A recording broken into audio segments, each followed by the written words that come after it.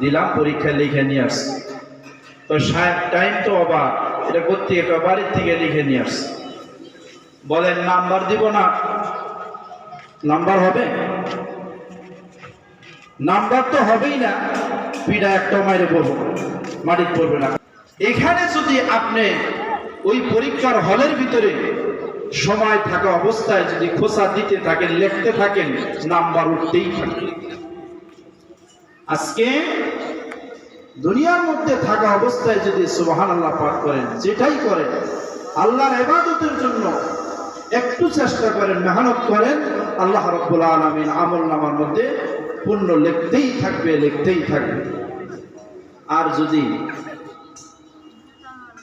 মানুষ মরণের পরে এই হায়াত যদি শেষ হয়ে যায়, তখন আর কোনো কাজে লাগবে না।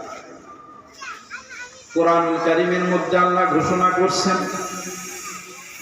মানুষের যখন মরণ এসে যায়, যখন সাকরাত আরম্ভ হইয়া যায়, যখন তার উপর টান উঠিয়া যায়, নিঃশ্বাসটা যখন উপর দিকে ওঠে, বৎকারের মৃত্যু মালাকুল মউত যখন তার সামনে আসিয়া যায়, তখন সে ছটফট করতে থাকে, আবেদন করতে থাকে, আল্লাহ